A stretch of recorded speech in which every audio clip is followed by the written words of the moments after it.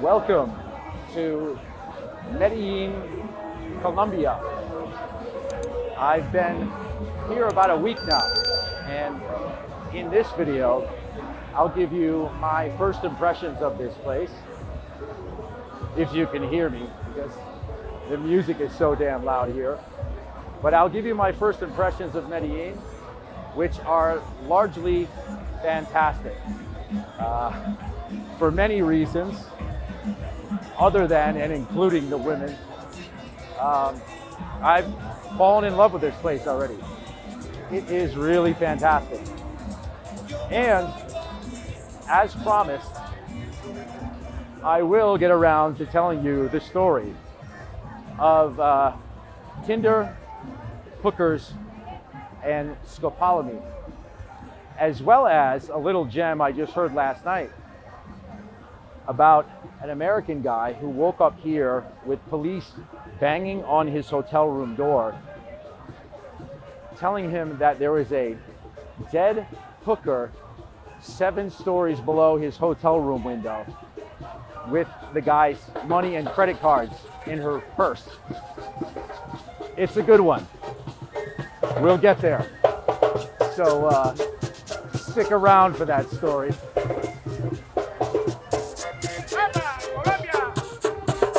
Hola, Colombia.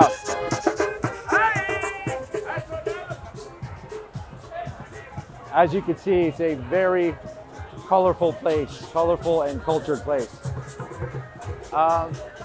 So, just to give you some context, this is Saturday night, and we are in, I mean, look at this crowd over here.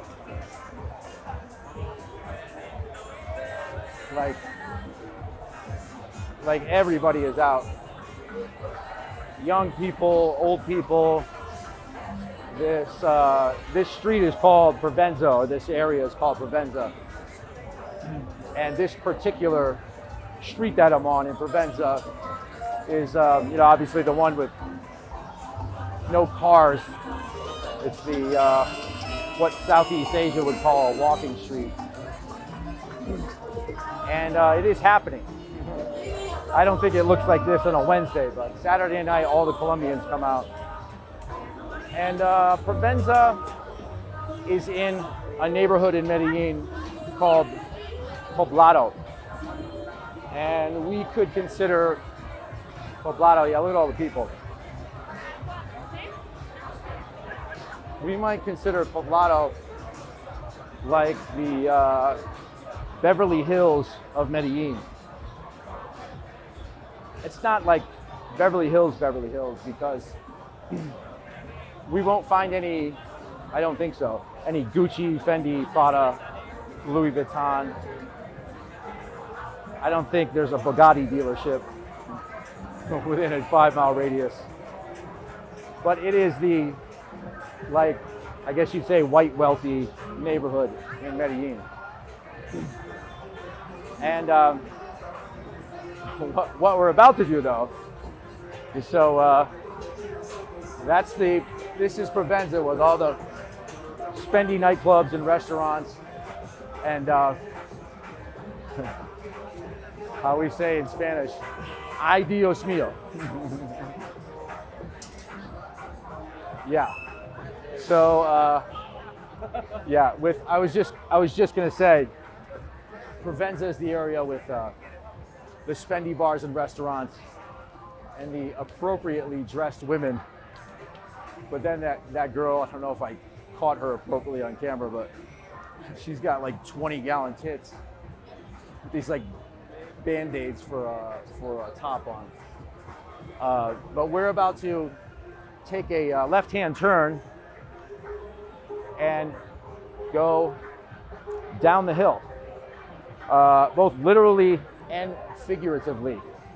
Things are about to go south, because what we're going to do now is leave this Provenza walking street and walk down the hill towards Parque Lleras. And Parque Lleras used to be the Provenza before the pandemic. And I mean, it's like right there. It's a few blocks away. But now it's sort of haven for pimps and prostitutes. I don't know if there are any pimps. I think the prostitutes work by themselves. But it's like drug dealers and hookers and a lot of heavy police presence. So we'll take a walk down the hill and I'll show you Parque Lleras. But here in both of these places, you feel pretty secure because it's heavily policed. What's up, fellas? Hola, Colombia. Gracias. The policemen are pretty nice. There are plenty of them posted up on the corners here. And so it's the safest part of Medellin. But about Medellin in general, I'm staying in a neighborhood called Medellin. And it's about a 10 or 15 minute Uber ride away from here. It's a little more local, I guess you would say. I'll shoot some videos of the co-living space that I'm staying at in Medellin, because if you are a digital nomad type like me and you're considering coming to Medellin, I would highly recommend this co-living house that I'm in, international co-living in Medellin. I'm so glad that I found this place. I am, however, I'm moving into a neighborhood. Well, if we consider this Beverly Hills, it's up in the mountains from here. So I guess it's like the Bel Air of Medellin. It's called Envigado. I'm moving to a great big house with a few other American filmmakers. One guy is a VFX artist. Another guy has an HBO show coming out. So again, for the women, for the friends that I made here, for the climate's great. It's like 70s, maybe 80. It rains about once a day, but not too much. There's lush greenery everywhere. In the place that I'm moving into, they call it a finca here. It's like almost like a compound. We've got like acreage for the backyard. There's a 8-person jacuzzi, and it's pretty great. Very secure, as I said, in the Bel Air neighborhood of Medellin. I'm renting 2 rooms there. One is an office and one is a bedroom for $800 a month. And the co-living space that I'm in, I'm paying $640 a month for my own room with its own bathroom and a giant shared industrial kitchen on the roof. I'll make a video about the place, because as I said, if you're coming here, you really want to consider that as your first option. Okay, so before I sort of forget my place, we've come 2 blocks down the street, and I'm now standing in front of one of the entrances to Parque Lleras, and I'll either walk in over here or walk down another block. And I don't like to be a dick and go like pointing the camera at all the women. There's plenty of other channels for that. You can see a million other videos where the guy's walking around, you know, spraying and praying the camera at women's asses. But just take note of like what's going on behind me. I'm sure there will be a few gems, and let's just say they're women that I wouldn't recommend taking home to your mother. Okay, so there's a few coming up that are gonna like pass by me in the background. Yeah, them, the yellow top, like all the girls that we're gonna pass. They are, they could be had for a fee. Which, okay, so which brings me to the story about Tinder, hookers, and scopolamine. So you're the average Western guy, American guy that comes down here, and you're single, and you want to meet some women, and like you don't want to do this, you know, you don't want to pick up some streetwalker. So what do? You go on Tinder, right? And that's how you meet, that's how you've been able to meet women around the world for the last several years. And on Tinder here in Medellin, you will see women that look like quote unquote normal girls. And their profiles will read that they've got a degree and they come from a good family and they love their dog. Whatever other lies they want to cook up. But that's the real pitfall here in dating. And so I'm glad that I'm moving into this house with these guys, American guys who are dating normal Colombian women who have been here a few years, and they can help me avoid some of the pitfalls. But the big obvious one that I already read about before I came here was the trap about guys dating women off of Tinder here in Medellin and waking up like half a day later with all their shit missing. And it typically happens with scopolamine.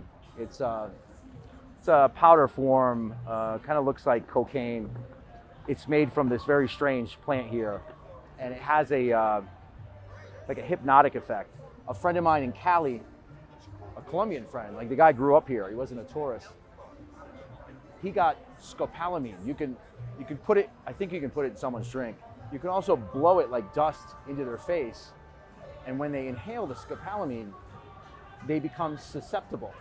Like you've got them under some sort of hallucinatory trance. And so when this happened to my friend, the guys that did it to him took him to an ATM, but he didn't have his card or he maxed out all his money. So they had the audacity to convince him convince my friend to take these guys to his house where his parents were watching television. But you become so susceptible under this drug, apparently, that at least in my friend's case, they were able to convince him to walk into his parents' house with two strangers and make some plausible excuse, I guess. He doesn't really remember the whole thing.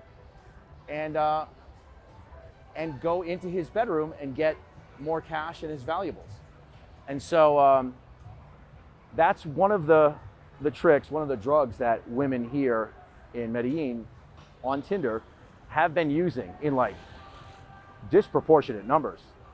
Because I've lost count of the stories that I've heard about guys accepting a drink from the girl that they went on a date with, or like leaving the open drink in her presence while they went to the bathroom, and waking up with their computers, their cell phones, their cash gone. So,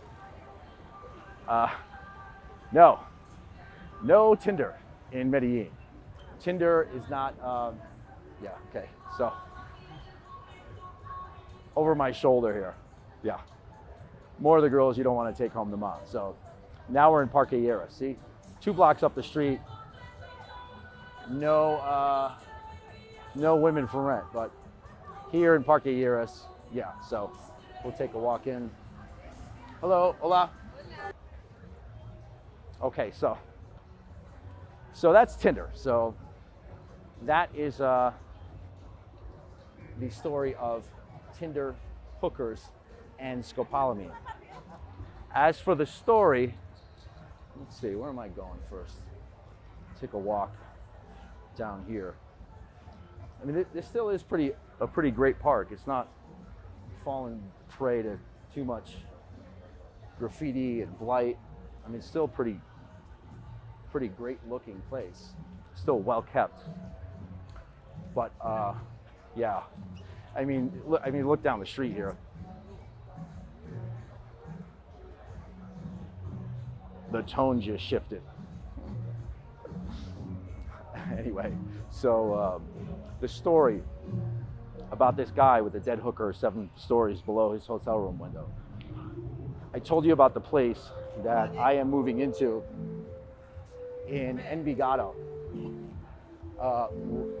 Last night, a guy that used to live in the bedroom that I'm going to occupy came back to pick up a few of his things. And the guys in the house hadn't seen him in a few weeks. and he told them what he had been up to. So apparently he left the house. He had finished his, residency there, or he rented it for a month, and he left. And then he went to stay in a hotel here in Medellin. So since the streetwalkers and all the rental women are so prevalent, and since the ripoffs and the Tinder scopolamine thing is so commonplace, the hotels have put into place a protocol whereby the women that you have in your hotel room as a guest, well, they can't leave the hotel by themselves because the hotel assumes the worst. The hotel will assume that if she's leaving the hotel by herself, that she's got all your shit, man. She got your money, she's got your credit cards. Fuck, man, the bitch might even have your social security number, who knows? So the women cannot, they can't, hang on. The women can't leave. Actually, I'm gonna get a beer while I do this. The women can't leave the hotel rooms by themselves. So, hang on, let's just take a look at the bar. Wow, muy grande. Una cerveza Guida Light. Guida Light. Another like real marker of socio-economic location. I was just 2 blocks up the street where we started this video. Muchas gracias. I was just 2 blocks up the street where we started this video, and I got this same Aguila Light, same bottle. Literally, I could probably hold my breath and walk the other place right now. It was double. So, what do they say about real estate? Location, location, location.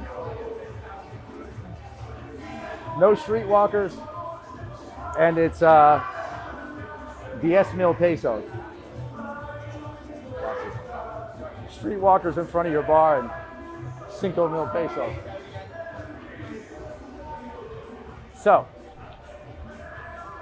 So we're aware of the rule in the hotels where the girl can't leave by herself. So this guy, he's a bit older, so his choices are limited in terms of women. And despite all the advice that the guys had given him, he just ran the red light on all the rules. Dated girls off Tinder, left girls alone in places with his personal belongings. I mean, he just did all the wrong things. And so he picks up this girl, who knows from where, maybe an escort agency or Tinder or something. They get a bottle of wine, go to his room. He pulls out 2 glasses, puts the wine bottle and the glasses on the table, and goes to use the bathroom. So he comes out, and the chick's already poured both glasses of wine. And so now we all know where this story's going. We're gonna cut to some amount of time later where all the guy's shit's missing, right? I mean, everyone sees this part of the story coming. What they don't see coming is this. So some hours later, it's 15 hours later, the police are violently banging on his door. That's what makes him wake up. And so he's in a state of fog, and he lets the police in, and they're in some kind of commotion about a dead hooker laying on the sidewalk in front of his hotel room, 7 stories below his window. With why they're banging on his door, well, one, because there's probably only he's 7 stories up, and there's maybe only 10 rooms that where she could have fallen from the window. Probably 5 that are high enough for her to die upon impact. But the other reason was this girl had his credit cards and his money and some other personal belongings in her purse. And so they put it together. What happened was, after the girl drugged this dude, she knew she couldn't get out the front door. Or at least she thought, the front door would be a hard option with the security. I don't know that particular hotel. Maybe it's like a vestibule. In any case, she turns into Catwoman. Oh yeah, she thinks she's gonna sneak out the 7-story window. Well, that didn't work out too well. So she tries to escape via the hotel room window, 7 stories above the ground. And she was not Catwoman. And that was the end of her story and the end of mine. So let's take a lesson from this guy. He escaped with like a $1,000 fee for nothing to do with the dead woman, just something about the hotel room.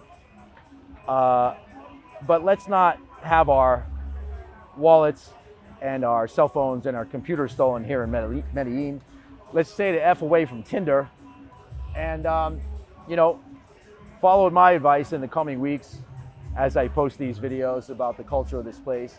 Because as I said, this is a fantastic fucking city. I think I'll be here for a long time, maybe even permanently in the future. I have a lot of American friends that have put down roots here. My friend's married, just had a kid, because he loves the family culture here. So despite my stories and my warnings about these duplicitous women, there is cause to come here. It's just there are some pitfalls to avoid. And this is Brando, and this is the end of the Tinder hooker scopolamine story. I will see you in the next one.